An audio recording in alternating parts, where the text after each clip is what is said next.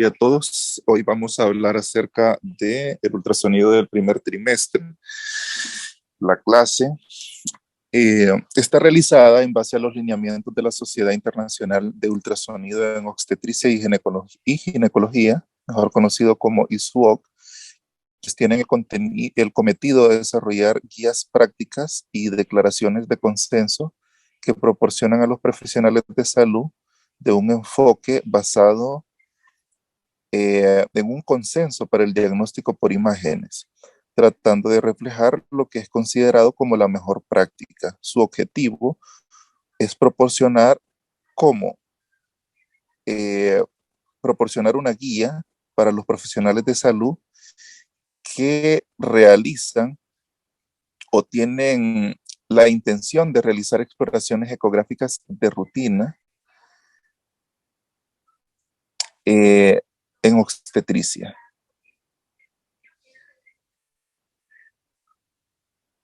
El ultrasonido del primer trimestre, la ecografía de rutina para hacer un ultrasonido del primer trimestre está siendo establecido de forma rutinaria como parte de la atención prenatal cuando hay acceso a él, porque no en todos los lugares vamos a tener ultrasonido. Pero cuando hay acceso a él, se está utilizando de forma rutinaria como parte de la atención prenatal. Habitualmente, el ultrasonido obstétrico se realiza en el segundo trimestre, pero cada vez más se está realizando de rutina en el primer trimestre, aprovechando sobre todo la resolución y las nuevas tecnologías del ultrasonido endovaginal de alta frecuencia. El primer trimestre es una etapa del embarazo a partir del momento en el cual la viabilidad puede ser confirmada, es decir, cuando hay la presencia de un saco gestacional en la cavidad uterina, con un embrión que demuestre actividad cardíaca.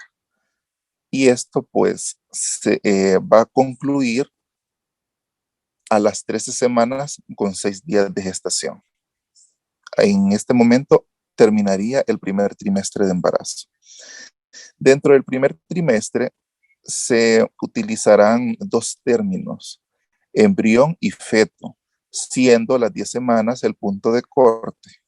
Antes de las 10 semanas, el producto lo vamos a conocer como embrión y después de las 10 semanas lo conoceremos como feto, para reflejar el hecho de que después de las 10 semanas de gestación, la organogénesis está esencialmente completa y además que el desarrollo implica un crecimiento predominantemente fetal y de maduración de los órganos.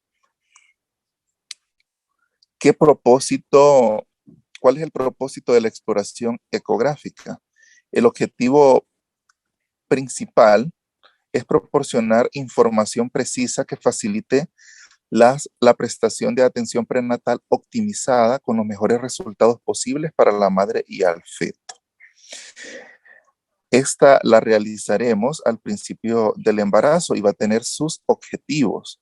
Los objetivos serán confirmar la viabilidad, establecer la edad gestacional, determinar el número de fetos y en presencia de un embarazo múltiple, evaluar la corionicidad y la amniosidad. Y de igual forma, al final del primer trimestre, pues se ofrece la oportunidad de detectar anomalías fetales o hacer cribado de aneuploidías.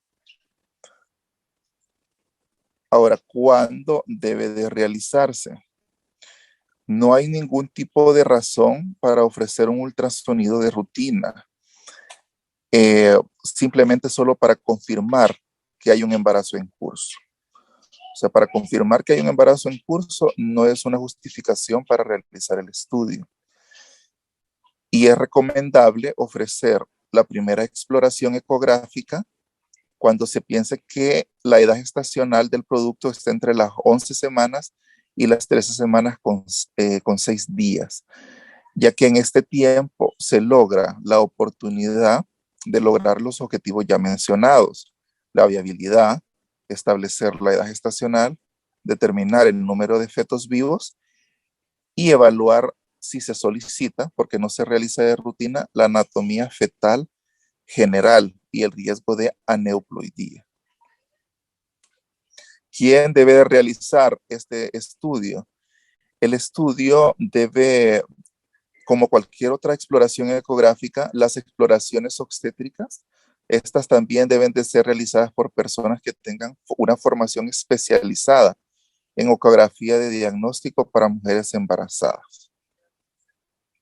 ¿Qué equipo ultrasonográfico debemos de utilizar? Bueno, vamos a utilizar un equipo ecográfico en el cual nosotros podemos valorar, y que lo tienen todos los equipos, valorar en tiempo real, escala de grises y en 2 dimensiones, que tenga transductores transabdominales y transvaginales, que tenga controles de salida de potencia acústica ajustable, capacidad para congelar imágenes y realizar zoom, donde podamos hacer mediciones, que tenga la capacidad de imprimir o de guardar imágenes y al cual se le esté dando mantenimiento y servicio regular. Ahora, ¿cómo se debe documentar la exploración? Nosotros podemos documentarla ya sea de forma electrónica, escrita en papel o impresa en papel. Y tenemos las guías, dan este formato de los datos que nosotros podemos realizar. Si se fijan, tiene 2 apartados, uno en el lado derecho de la pantalla, donde se muestra la anatomía fetal, que no es de rutina, únicamente se realiza cuando se solicita, y en el extremo izquierdo tenemos los datos del paciente, el número de identidad, la fecha de nacimiento del feto o la fecha probable de parto y la fecha del examen, quien realizó el estudio. Y después de esto, las técnicas, si realmente hubo limitaciones para realizar el estudio o no lo hubo. Y en el caso de embarazos múltiples, la amniosidad, corionicidad, y hay varios apartados que debemos de seguir y realizar algunas mediciones que más adelante las vamos a ir mencionando. Y dentro de las conclusiones, si fue una examinación completa y normal, si fue incompleta, anormal, si fue anormal, y qué plan se le va a continuar a esta paciente. Porque ese es el objetivo de las guías, dar un plan. Los tiempos de exposición fetal se deben de reducir al mínimo, utilizando tiempo de exploraciones cortos y la más baja potencia de salida posible necesaria para obtener información diagnóstica, utilizando el principio de Alara, que ya todos conocemos muy bien, tan bajo como sea razonablemente posible. Se ha llegado a un consenso de que el uso del modo B y modo M en la ecografía prenatal, y debido a que tiene una salida acústica limitada, parecen ser seguros para todas las etapas del embarazo. La ecografía Doppler se ha asociado con una mayor producción de energía y por lo tanto con más potenciales de efectos biológicos sobre una región de interés, y esta solamente debe de utilizarse si está indicada clínicamente. Y quiero que le pongan atención a esto, lo voy a repetir nuevamente, que la ecografía Doppler, como tiene una mayor producción de energía, puede tener efectos biológicos sobre una región de interés y solo debe de utilizarse si clínicamente está indicado. La evaluación Doppler proporciona una ventana única en el cual nosotros podemos analizar la circulación fetoplacentaria. Va a permitir la valoración del bienestar fetal. Se ha utilizado también para valorar las arterias umbilicales como componente integral del manejo del feto con restricción de crecimiento intrauterino, al igual que la ecografía Doppler de las arterias cerebrales medias como medio no invasivo para detectar anemia fetal. Vemos que la evaluación Doppler pues tiene muchas utilidades. Sin embargo, aunque no utiliza radiación ionizante y se considera seguro para su uso en todas las edades, puede producir una excesiva energía considerable durante la realización de la ecografía, sobre todo cuando estemos utilizando la ecografía Doppler espectral. Todas las imágenes fetales, incluido la ecografía Doppler, debe realizarse solo para indicaciones médicas válidas, con el uso de técnicas para disminuir la exposición fetal a un nivel tan bajo como sea razonablemente posible, de acuerdo al principio de Alara. La exposición fetal a la energía durante la ecografía se ve afectada por muchos factores, incluida la producción de potencia, la profundidad y el tipo de estructura que se va a examinar. No será lo mismo valorar niños que ya tienen una osificación como aquellos niños en etapas tempranas donde aún no se ha producido esta y mayormente su contenido sea de tejidos blandos. La duración del examen también va a depender, o sea, si se afecta el producto en el tiempo que nosotros nos tardemos en hacer la exploración y el tipo de transductor que estemos utilizando. Cuando se utiliza el ultrasonido Doppler, se debe de prestar atención a la seguridad porque la producción de energía va a ser mayor que en el modo B. Y para esto vamos a utilizar vamos a ser guiados por dos tipos de índices, el índice mecánico y el índice térmico. No sé si algunos tenían ya idea de que esto existía. En el caso del del índice mecánico y el índice térmico, pues van a ser guías en la pantalla, guías sobre el riesgo relativo de bioefectos potencialmente dañinos inducidos por ultrasonido. El índice mecánico es el indicador relativo de posibles efectos biológicos no térmicos, principalmente en cavidades. Es decir, va a dar un índice de la interacción de la ecografía con las burbujas de gas. Y este índice debe ser menor a 1.0. La evidencia sugiere que existe un umbral por debajo del cual no se va a observar ningún tipo de efecto, que este umbral varía en los diferentes tipos de tejidos. Ahora, dada la falta de gas, porque en el feto no va a haber gas, porque está en intrauterino, va a estar únicamente rodeado por líquido amniótico, entonces no va a haber gas. Y dada la falta de gas dentro del feto, entonces el índice mecánico va a ser de menor importancia que el índice térmico. Y en las imágenes obstétricas, el índice que nos va a interesar es el índice térmico como un indicador relativo del aumento de la temperatura y el posible daño tisular por efectos térmicos. El riesgo térmico está relacionado con la cantidad de energía absorbida que varía según el tipo de tejido, es decir, no va a ser lo mismo en el hueso que en los tejidos blandos como en el líquido amniótico. Se debe de usar un índice térmico para tejidos blandos en el primer trimestre porque aún no tendremos osificación. Y debe de utilizarse un índice térmico cuando ya tengamos osificación y esta es evidente generalmente después de las 10 semanas de gestación. Estos índices fluctúan con los diferentes ajustes que nosotros le podemos realizar a la máquina y a la salida de potencia y deben monitorearse de cerca durante todo el examen.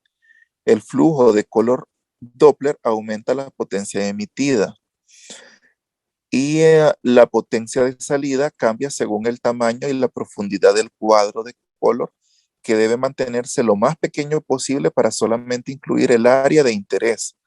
El Doppler espectral tiene una producción de energía aún mayor que el Doppler color y por lo tanto una mayor potencia de calentamiento. Este problema se agrava porque el transductor se mantiene en una posición fija, con la potencia concentrada en una sola línea. Y por eso las pautas actuales para el uso del Doppler en la detección en el primer trimestre establecen que el índice térmico mostrado debe de ser de 1.0 o menos y que el tiempo de exposición debe de ser lo más corto posible. Ahora, durante el resto del embarazo, todas las imágenes por igual deben de adherirse al principio de Alara. La visualización del índice térmico y el índice mecánico van a variar de un equipo a otro, van a variar de un proveedor a otro, y del paquete de las imágenes que se incluya.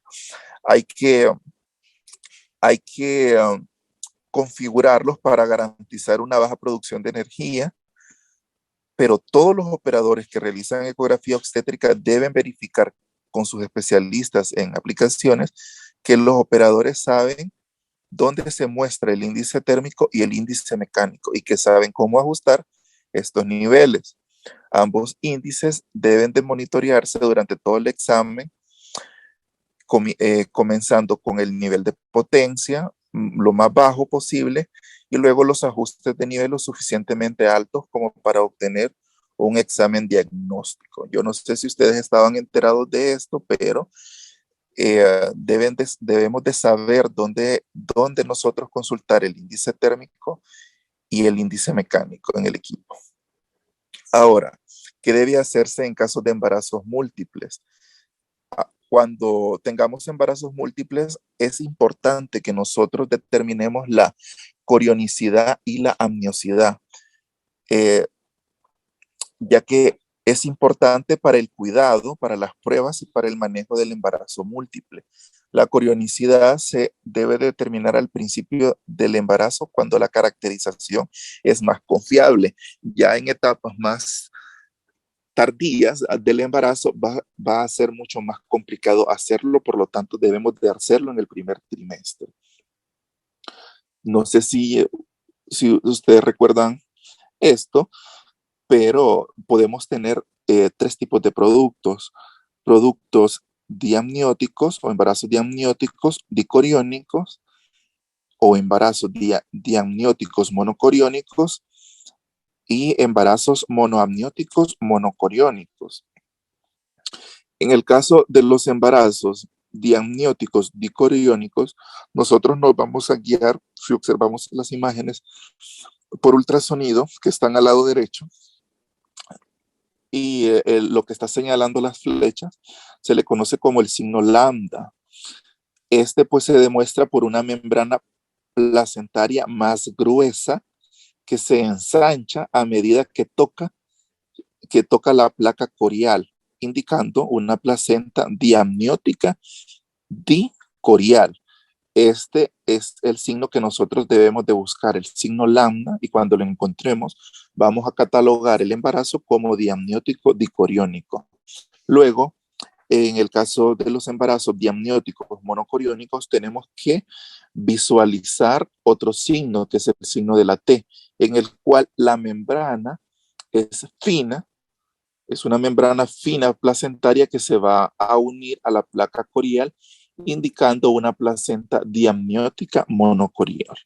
Y luego, pues, en los embarazos monoamnióticos monocorial, no vamos a tener ningún tipo de separación en los productos. Y de hecho, es el más importante y el cual, pues, nosotros, no es el más importante, es el que más riesgos puede desencadenar durante la gestación, porque al no estar separados, entonces los fetos pueden enrollarse, pueden formar nudos en los cordones y puede afectar la circulación y la oxigenación de los mismos. Ahora, el primero de los objetivos en el ultrasonido del primer trimestre es la evaluación de la viabilidad. El término viabilidad implica la capacidad de vivir de forma independiente fuera del útero y estrictamente hablando no puede ser aplicado a la vida embrionaria ni fetal temprana porque no pueden vivir afuera del útero. Sin embargo, este término ha sido aceptado en la jerga ecográfica y únicamente quiere decir que el corazón embrionario fetal se ve activo, y esto se entiende con el concepto de está vivo, por lo que desde una perspectiva de ultrasonido, el término de viabilidad fetal confirma la presencia de un embrión con actividad cardíaca al momento del examen. La actividad cardíaca eh, ha sido documentada en embarazos normales de forma temprana desde los 37 días de gestación, que es cuando el tubo cardíaco comienza a latir. La actividad cardíaca es evidente cuando el embrión tiene 2 milímetros o más de tamaño, pero no es evidente en alrededor del 10% de los embriones viables, que miden entre 2 a 4 milímetros. Otro de los objetivos es determinar que el embarazo sea intrauterino, y esto lo vamos a lograr visualizando el saco gestacional intrauterino.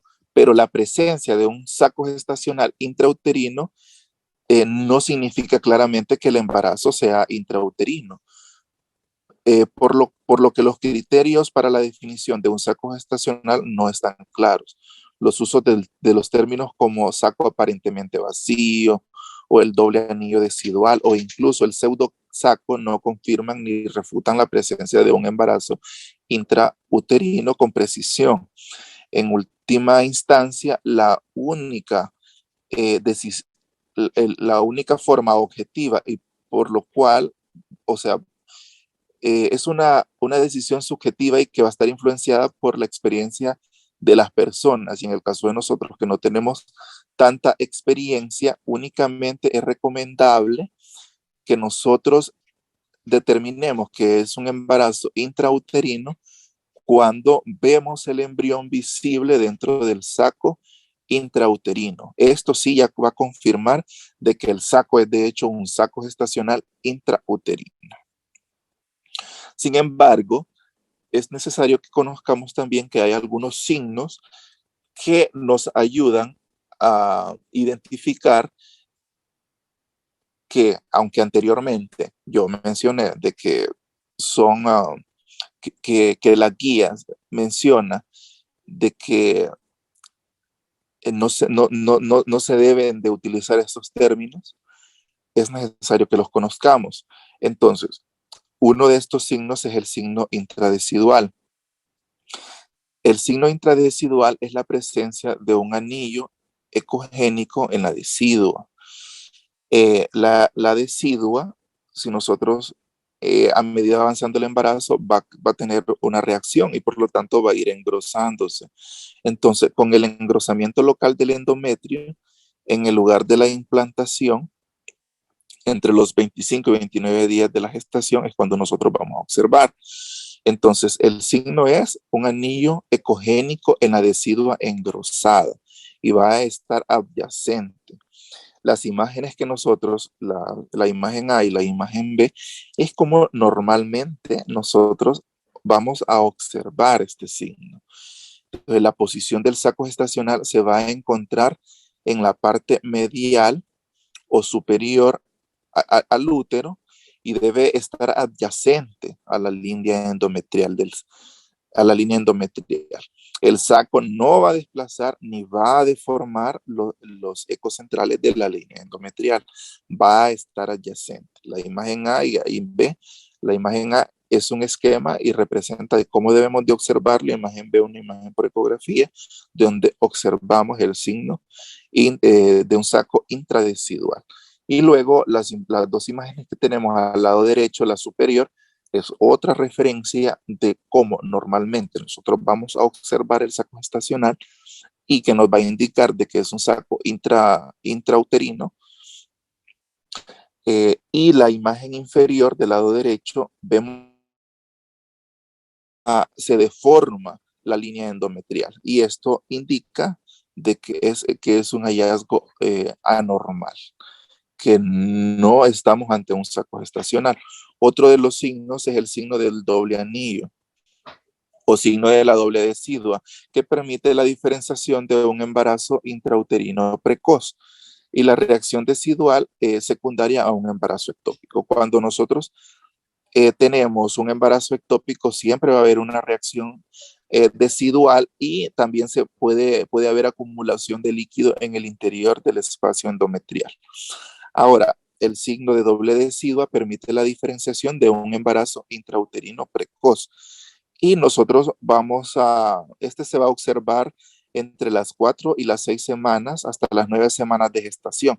Y en él vamos a observar diferentes capas. Vamos a observar la decidua capsular, que es la que está rodeando, la imagen por ecografía es la que está rodeando el, el líquido anecoico del saco gestacional, y luego tenemos la decidua basal, y por último la decidua parietal, que es la que está más periférica. Ahora, otro tipo de los de signos es el del pseudosaco, que tampoco es necesario. O sea, las guías mencionan de que estos signos no los debemos de utilizar, pero es necesario que los conozcamos. El pseudosaco se puede observar hasta en un 10% de las exploraciones ecográficas típicas. Es un reflejo de la presencia de líquido intrauterino rodeado de una decidua o reacción decidual gruesa. Se diferencia de un verdadero saco por la ausencia de las dos capas deciduales previamente descritas. Tiene una localización central, puede tener una forma oval o con un anillo ecogénico periférico. El estudio Doppler, en este caso, va a ser de utilidad cuando nosotros estemos seguros que estamos tratando ante un pseudosaco. ¿Y qué va a pasar? Que en un saco verdadero sí se va a mostrar un flujo arterial periférico con patrón de baja resistencia, a diferencia del pseudosaco, como la imagen que les estoy presentando, en el cual no hay un flujo Doppler que valorar. Entonces, por lo tanto, no hay una representación Doppler. Dentro de las medidas tempranas del embarazo, el diámetro del saco gestacional se ha descrito en el primer trimestre en los 35 días. Nosotros ya podemos visualizarlo. Entonces, es una de las primeras medidas que nosotros podemos realizar para determinar la edad gestacional. Y este va a corresponder a un promedio de 3 mediciones ortogonales del espacio lleno de líquido dentro del saco gestacional. En nuestros equipos debería de estar disponible la medición del saco gestacional y también de otra medida, que es la longitud cráneo-rabadilla o cráneo-caudal. Ahora, esta medida solamente vamos a realizarla cuando nosotros estemos observando el embrión. Si no estamos observando el embrión, no la vamos a poder realizar. Sin embargo, la longitud cráneo-caudal va a ser más certera que el caso de la medición del saco gestacional. Ahora, esta es una representación ecográfica donde nosotros identificamos el saco gestacional y cómo nosotros vamos a realizar una correcta medición. Un plano, recordemos que es un promedio de 3 medidas. En este caso solo están representadas 2, pero es un promedio de 3 medidas. Y esta representa la medición de la longitud cráneo-caudal, que puede llevarse bien por vía transvaginal o vía transabdominal. Se debe de obtener un corte de la línea media sagital de todo el embrión. Idealmente el embrión o el feto va a estar orientado horizontalmente en la pantalla. La imagen debe de ser ampliada y esto es importante. Nosotros tenemos que ampliar la imagen para que pueda abarcar la mayor anchura de la pantalla del ultrasonido, de modo que la línea de medición sobre el cráneo y la cauda sea aproximadamente de 90 grados con respecto al haz de ultrasonido. Los clippers electrónicos lineales deben de ser utilizados para medir el feto en una posición neutra, es decir, que el feto no tiene que estar ni flexionado ni hiperextendido. Los puntos iniciales o criterios de valoración del cráneo y la cauda deben definirse claramente. Se debe de tener cuidado de evitar la inclusión de estructuras tales como el saco de Yolk, con el fin de garantizar que el feto no esté flexionado, También el líquido amniótico debe de ser visible entre la barbilla y el pecho del feto.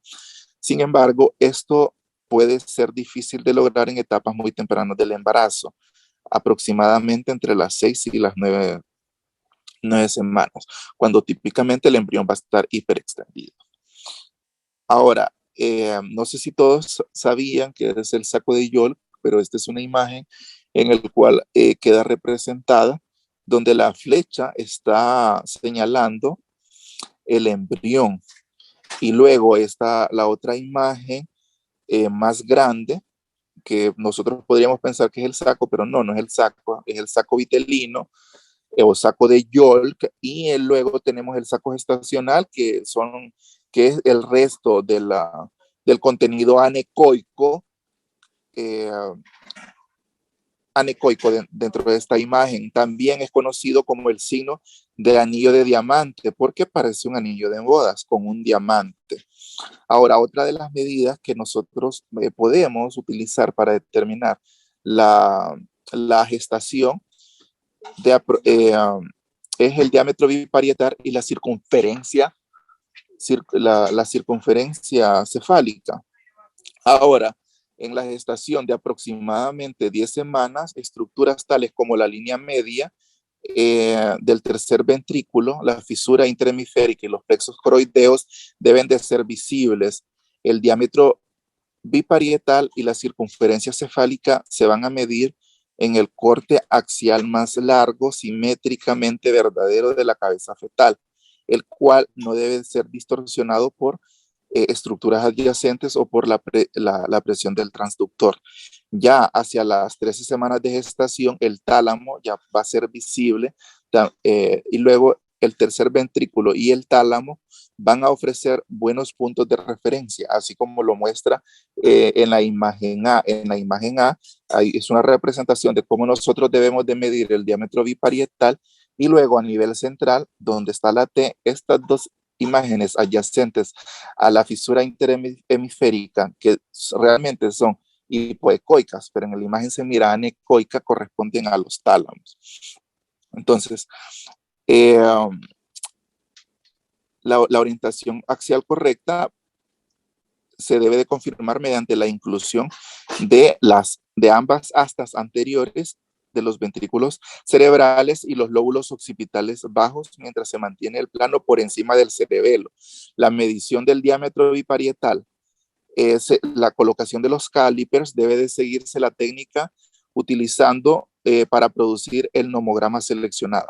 Ambas mediciones se deben de realizar desde el exterior al interior o del exterior al exterior. Todo va a depender de las especificaciones que nosotros tengamos en el equipo, pero típicamente va a ser de la teca externa a la teca interna. Otras mediciones que nosotros podemos realizar es la circunferencia abdominal y la longitud femoral, pero aunque están disponibles estas mediciones, la mayoría de los órganos del feto, cuando lo realizamos en esta etapa, están presentes. No hay ningún tipo de razón para medir estas estructuras como parte de la exploración de rutina en el primer trimestre.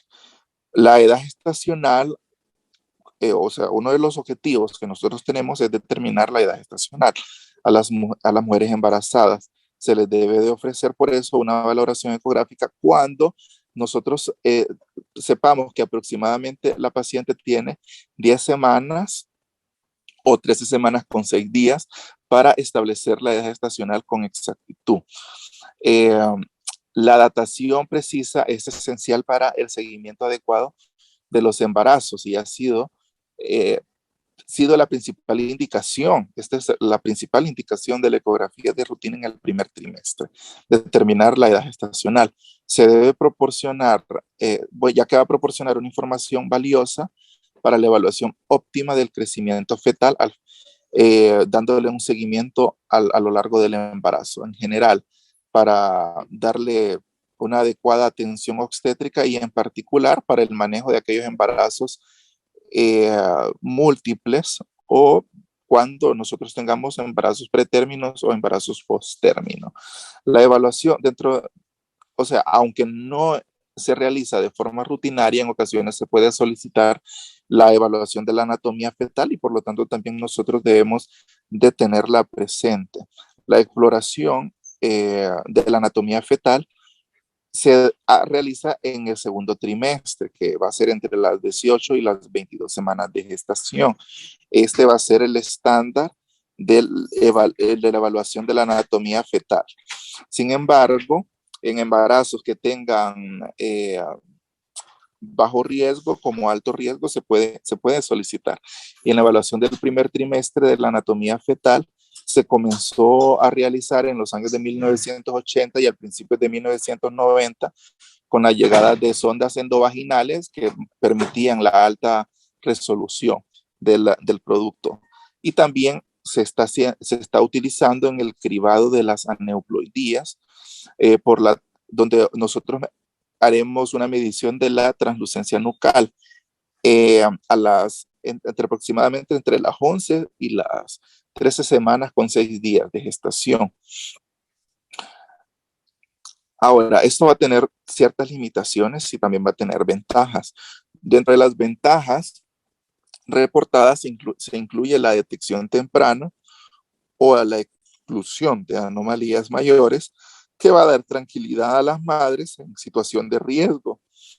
Y también otra de las ventajas va a ser el diagnóstico genético temprano y la posibilidad de realizar una interrupción del embarazo si esta fuera apropiada. Ahora, las limitaciones incluyen la necesidad de tener un personal capacitado para que realice las exploraciones.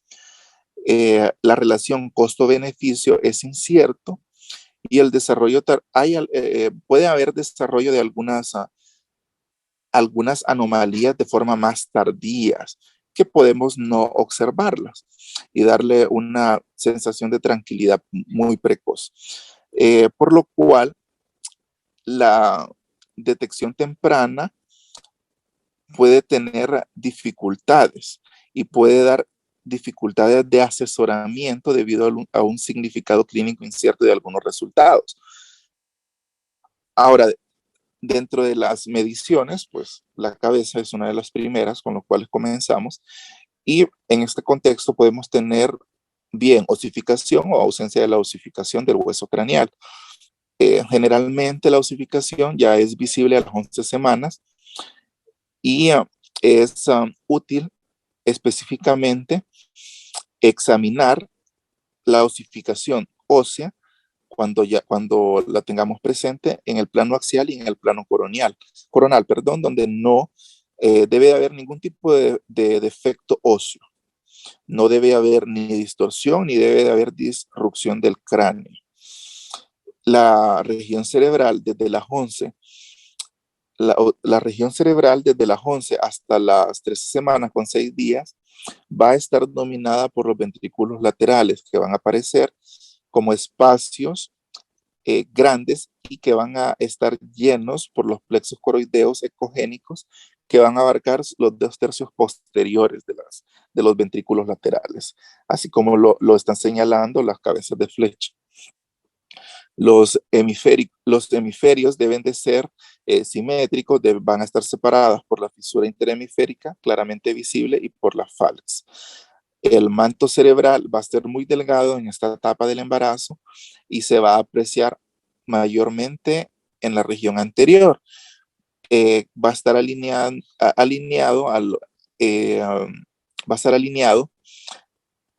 lateral a los grandes ventrículos llenos de líquido, pero si ven el contenido cerebral es bien poco, no se puede valorar adecuadamente en esta etapa del embarazo. Y la apariencia de las astas laterales en esta etapa no debe de ser confundido con hidrocefalia. O sea, mayormente el cráneo va a estar ocupado por los ventrículos laterales. También el cuerpo calloso y el cerebelo en esta etapa no están lo suficientemente desarrollados como para permitir una evaluación precisa. Se ha propuesto que la translucencia intracraneal en la fosa posterior puede evaluarse entre las 11 semanas y las 13 semanas con 6 días como prueba de detección para los defectos abiertos del tubo neural, pero no es una norma.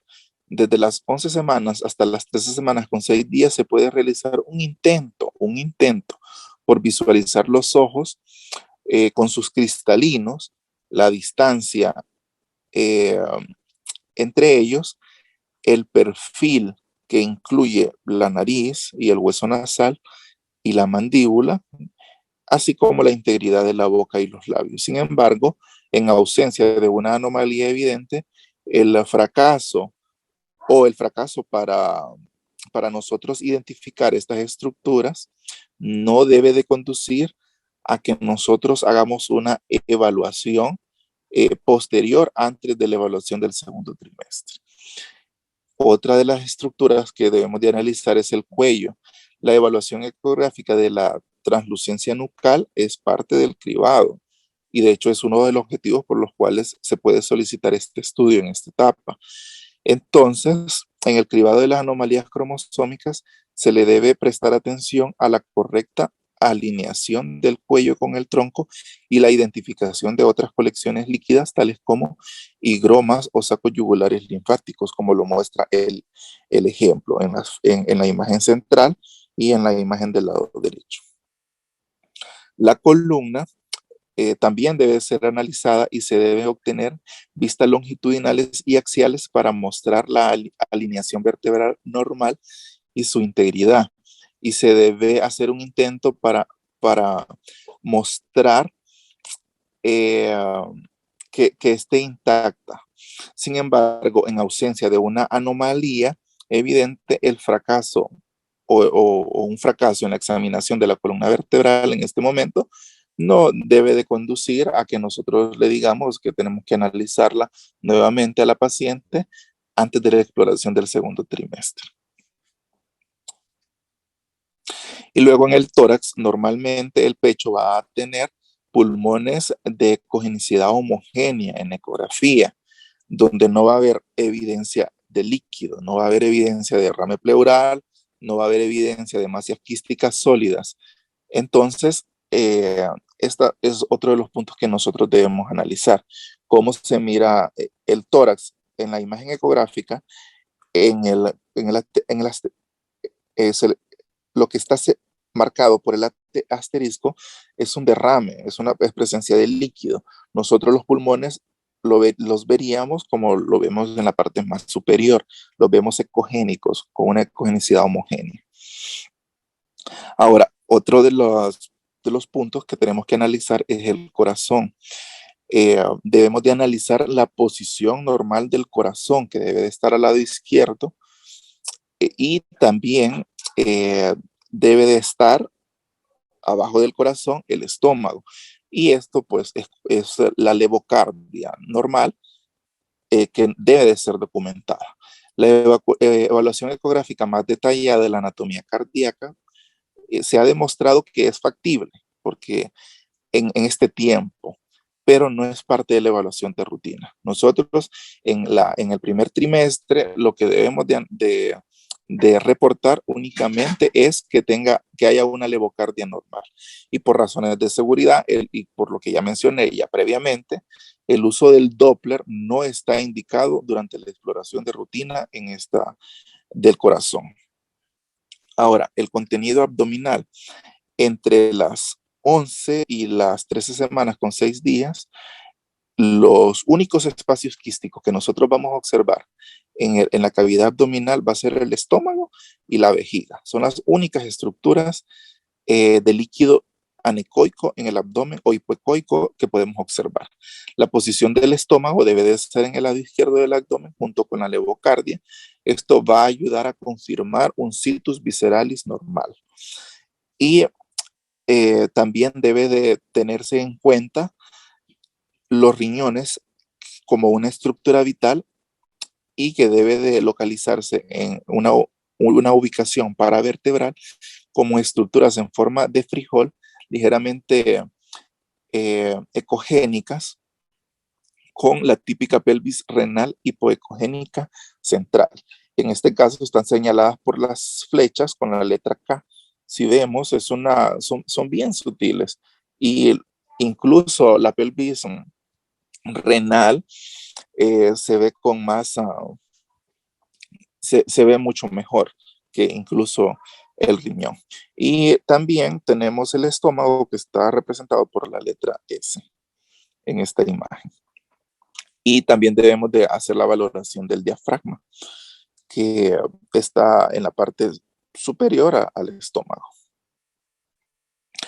Dentro de la evaluación también tenemos que valorar la pared abdominal. Debemos de verificar que la inserción del cordón umbilical sea normal. Debe de ser documentada después de de las 12 semanas de gestación, y cualquier hernia fisiológica umbilical se va a representar hasta las 11 semanas. Después de esta semana ya no deberíamos de tener ningún tipo de hernia umbilical fisiológica, y se debe de diferenciar de un falocele o de un gastrosquisis. Dentro de la evaluación también tenemos la valoración de las extremidades. Se debe de determinar que tengamos la presencia de cada segmento óseo, tanto de las extremidades superiores e inferiores, y que tengan una orientación normal las manos y los pies. Esto nosotros debemos de tenerlo en cuenta en la exploración del primer trimestre. Las falanges terminales de las manos deben de ser visibles hasta las 11 semanas, especialmente con la exploración endovaginal. Y luego, algo, y que es uno de los puntos que les importa bastante a nuestras pacientes, es saber si es niño o niña. De hecho, algunas mujeres, uno las acuesta y les pone el transductor y ya le están preguntando, ¿es niño o es niña? Pero en esta etapa del embarazo puede ser bien complicado determinar esto. Sin embargo, hay algunas otras mujeres que de hecho no quieren saber el sexo. Entonces, cuando nosotros vayamos a decirle a la paciente si es niño o niña, es preguntarle si ella quiere saber el sexo del niño. Si nosotros lo podemos observar, ¿verdad? Si no, pues no es parte de la exploración en este momento. La evaluación de las genitales y el género, pues se va a basar en esta etapa en la orientación del tubérculo genital en el plano medio sagital, pero es bien, eh, es bien difícil que nosotros podamos determinarlo en esta etapa. Ahora, el cordón umbilical es otra de las estructuras que nosotros podemos valorar. Hay que señalar el número de vasos del cordón, la inserción del cordón en el ombligo y la presencia de cualquier quiste del cordón. Una evaluación de la región del cordón lo podemos realizar con color o con Doppler Power. Esta pues puede ser útil para determinar la presencia de las dos arterias umbilicales, pero no es parte de la evaluación de rutina tampoco, y mucho menos el Doppler espectral en este momento. También la ecografía 3D, esta no se utiliza para las evaluaciones anatómicas fetales de rutina en el primer trimestre, ya que su resolución no es tan buena como la ecografía 2D, como el modo B, no es tan buena. Únicamente le da una imagen a la madre de cómo es la cara del niño, y prácticamente le sirve como una fotografía, como tenerla de recuerdo, pero no es práctica, no nos sirve tanto a nosotros para la valoración de la anatomía fetal. Y dentro de la evaluación de las anomalías cromosómicas, y una de las partes más importantes en esta etapa, es la adecuada medición de la translucencia nucal. En ecografía del primer trimestre, se puede hacer un screening de anomalías cromosómicas, dependiendo de las políticas de salud y de que tengamos el personal capacitado. Entonces, el cribado del primer trimestre debe incluir la medición de la translucencia nucal, y el cual pues se va a mejorar con otros análisis que se le hagan a la madre, como por ejemplo la cuantificación bioquímica de la gonadotropina coriónica humana, la fracción beta libre y la proteína plasmática A asociada al embarazo.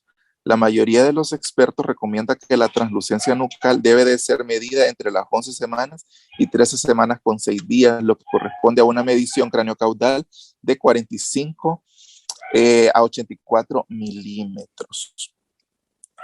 Se escoge esta edad estacional porque la translucencia nucal como prueba de cribado se va a realizar de manera óptima y el tamaño fetal permitirá el diagnóstico de anomalías fetales mayores, proporcionando así a las mujeres que llevan un adecuado control la interrupción temprana del embarazo de ser necesaria. ¿Cómo se debe de medir? Y esto es un punto importante, por lo cual les pido que pongan especial atención a esto. ¿Cómo se debe de medir la translucencia nucal? Se puede medir de forma transabdominal o dentro de un abordaje transvaginal. El feto debe estar posicionado de forma neutra, se debe obtener un corte sagital y la imagen tiene que ser ampliada de tal forma que únicamente se incluya la cabeza fetal y el tórax superior.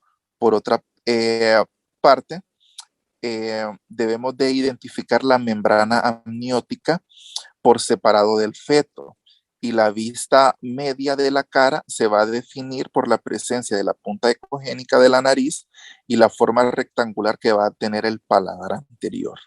Y también por el diencéfalo translúcido en el centro y posteriormente la membrana nucal. Ahora, si el corte no es exactamente medial, la punta de la nariz no se va a visualizar y aparecerá la extensión ósea ortogonal del extremo frontal del maxilar. Entonces, la máquina del ultrasonido debe permitir la medición de 0.1 milímetros. Los calipers deben de colocarse correctamente para medir la translucencia nucal y va a ser la distancia máxima entre la membrana nucal y el borde de tejido blando que va a recubrir la columna cervical. Si se encuentra con más de una medida, o sea, lo medimos en varias ocasiones y vemos de que tenemos varias medidas que cumplen con todos los criterios, ¿verdad? Si las medidas cumplen con todos los criterios y tenemos varias medidas, entonces vamos a registrar la medida máxima para la evaluación de riesgo.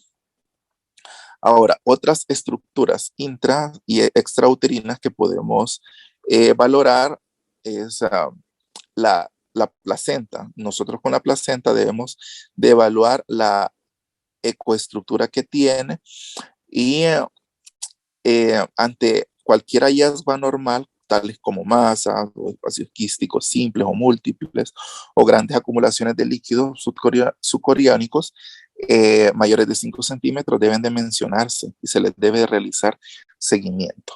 La posición de la placenta en relación con el cuello uterino es de menor importancia en esta etapa del embarazo, ya que la mayoría va a migrar lejos del orificio cervical interno a medida vaya avanzando el embarazo. Ahora, la placenta previa no debe de ser reportada en esta etapa. ¿Por qué? Porque va a migrar posteriormente, como ya lo mencioné. Se debe prestar, pero sí se le debe prestar atención a aquellas mujeres con embarazos con evacuaciones por cesárea, porque estas pueden estar predispuestas al desarrollo de placenta previa en el área de cicatriz o también incluso de placenta acreta con complicaciones significativas a lo largo del embarazo.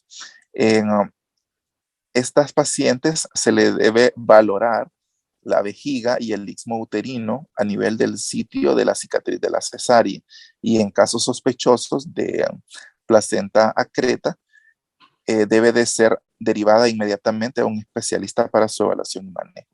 Aunque el tema de las exploraciones de rutina en mujeres con antecedentes de cesárea puede incrementarse en el futuro, actualmente no hay pruebas suficientes para apoyar dentro de las políticas hacerlo de forma habitual.